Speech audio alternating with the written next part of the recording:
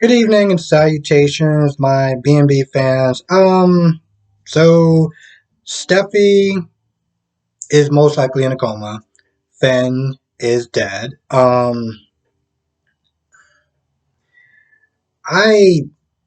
have no use for Finn, to be honest. So, like, finding out that he was, like, gone didn't really do much for me. Um, but I had a feeling that Steffi wasn't going to be, like, killed off. And she wasn't. Deacon found her, called the cops. Eventually, after the shock and everything like that, kind of wore off a little bit, he realized that he had to call, Reg. Now, Reg is sitting there looking at his phone. He was like, yo, why is Deacon calling me for? And Taylor's like, listen, it must be a pretty good excuse if he's calling you. Like, it must be a really good reason, seeing how, you don't pretty much like to air each other briefs. So he answers the phone, and, and Deacon tells him. And it was kind of rough to watch. It's a parent's worst nightmare, to hear, to ever get a call like that. To ever get a call like that is a parent's worst nightmare.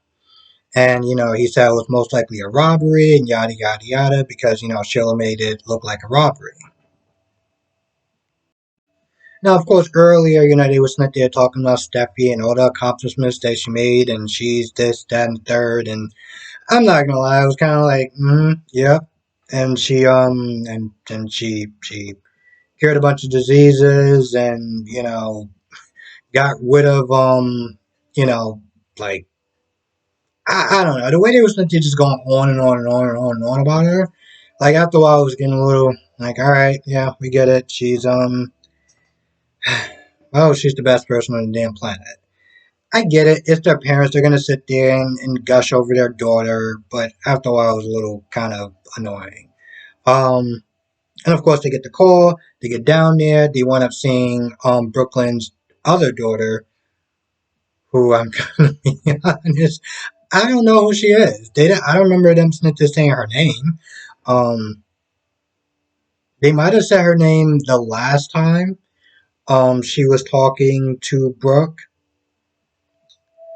but they didn't say her name.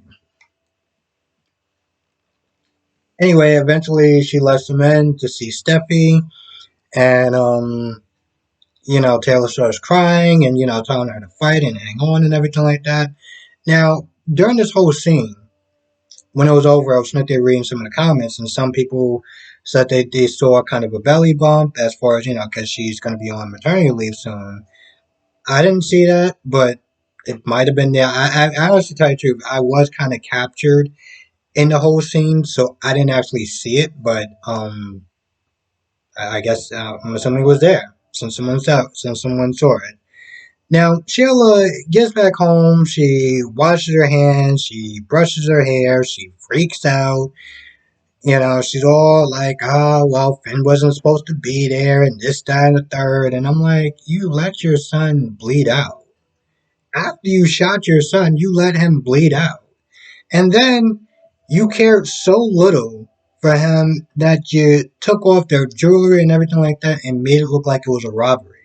But now I'm supposed to sit there and feel some sort of sympathy from you crying and tearing and everything like that. Like, you're joking, right?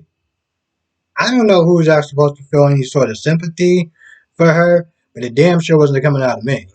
Now, Deacon gets there, and of course, Sheila gotta, in the beginning, she starts flirting, and then she gotta sit there and put on the tears and the waterworks and, just kind of fake the hell out of all of it. And I'm just like, just like, what? Okay. All right. Let me see if I missed anything. I feel like that's about it. This whole thing, I mean, granted, here's the thing. It had to play out the way it played out because of the actress that, is going to be going on maternity leave soon. So all these events had to play out a certain way. Okay. No matter how stupid that they transpired, it still had to play out the way it played out. I mean, come on, seriously? You decide to corner a sociopath in a dark alley and keep goading her and goading her and goading her, and what do you think is going to wind up happening? I mean, honestly, to tell you the truth, I sit there and I don't want to be a dick or anything like that, but you kind of handled this in another way where it didn't involve Ben getting shot and then you getting shot. So, I mean, granted, I can't sit there and be like, well, this is stuff. I know some people was like, yo, this is all Steffi's fault. She go to the sociopath. And yeah, she did. But at the end of the day, I mean, you know, she only made a choice. So as much as I want to sit there and be like, Steffi, this is your doing. This is Sheila's doing. Now, Steffi didn't help the situation. But at the end of the day, you know, we make choices, and I can't sit there and blame Steffi for Sheila's poor choices. That's literally what they were. Um, poor, destructive choices that involved killing one of her own children. Uh, I was not there wondering, was, Ridge going to go right after Deacon, like, oh, well, Deacon, you did this, Deacon, you did that, and, you got her shot and yada, yada, yada, but it didn't happen yet. Now, don't get me wrong, it may happen later on, but it didn't happen yet, so that's something. I feel like that's about it. I mean, to be honest, in the beginning, it was just super padded of them talking about Steffi, and then after that, it just, you know, all that other stuff that I talked about happened, and that was pretty much what it was. I can't really think of anything else that happened. Um, so yeah, I think that's actually gonna do it. I want to thank everyone for watching. Be safe. Let me know what your thoughts are in the comment section below, and I'll see you in the next video.